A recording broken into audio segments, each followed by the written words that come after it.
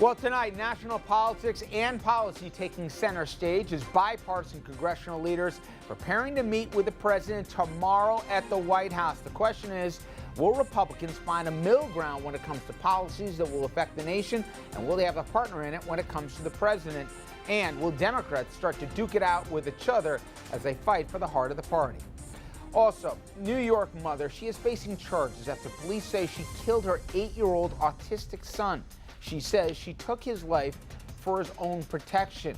Is this murder or manslaughter? Well, our legal panel will weigh in. Plus, A-Rod fessing up to using performance-enhancing drugs, or at least apparently in conversations that have now been made public, after, of course, blatantly denying those allegations to anyone that would listen. Defense attorneys on our panel opening up on whether they actually want clients to tell them the truth or not about what they did or didn't do. Good evening, everybody, and welcome to RFL. As you can see, a lot we're going to cover in 60 minutes. I'm Richard French, and thanks for joining us. Now, if you listened closely yesterday, there was a sound of hope, albeit a faint one, coming from Washington. Leaders of both parties maybe saying what they think everybody will want to hear, or maybe they believe it, but they're telling the public here that they got the message on Tuesday. When the elections were all said and done, the public has had it, and they want things to work differently. And that now they tell us everything in D.C. is going to be a whole lot better. We ought to start with the view that maybe there are some things we can agree on to make progress for the country.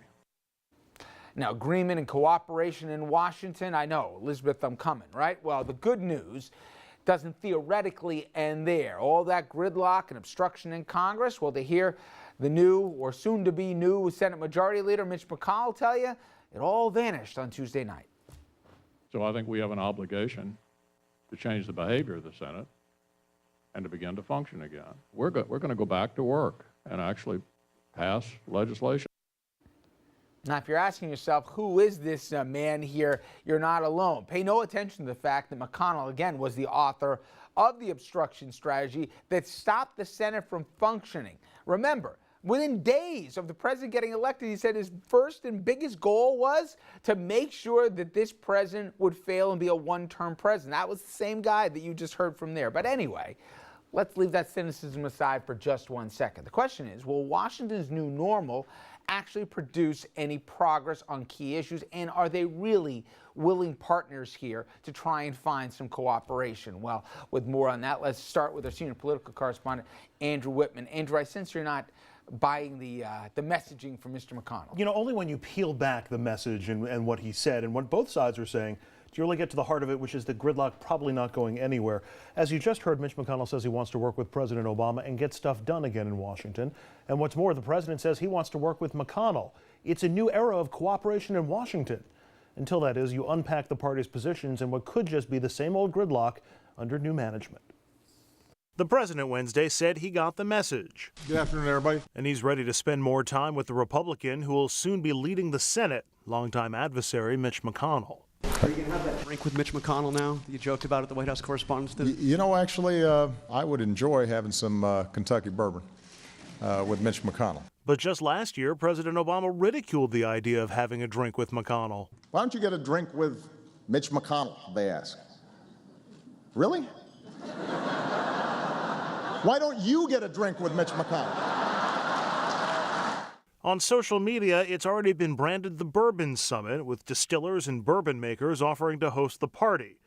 Drinks maybe, but the president signaled he's not changing course, suggesting Democrats lost control of the Senate, primarily because so many people didn't bother to vote. To the 2/3 of voters who chose not to participate in the process yesterday, I hear you too.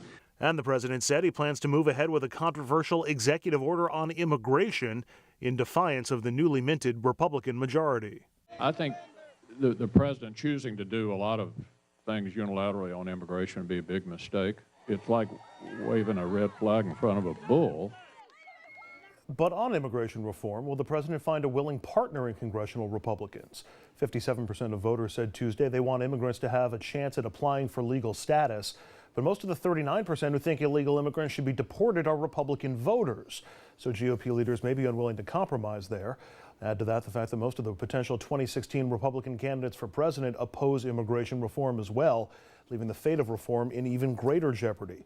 And it's a similar scenario on a host of other issues. Take the minimum wage. On Tuesday, voters in 5 states approved minimum wage increases. All 5 states voted in Republicans in statewide offices Tuesday, and 4 of the 5 are traditionally red states. Even the president sounds hopeful for a minimum wage deal. So that should give us new reason to get it done for everybody with a national increase in the minimum wage. But raising the minimum wage is far from a GOP priority, with plenty of Republicans opposed to any minimum wage, much less an increased one.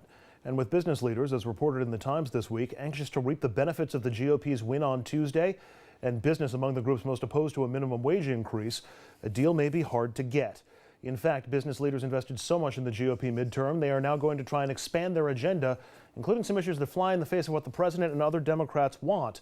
Among them, relaxed financial regulations, the peel back of tighter environmental regulations, including those designed to rein in emissions and other contributors of climate change. They want an overhaul of the corporate tax system, French for tax cuts, expanded fracking, and more.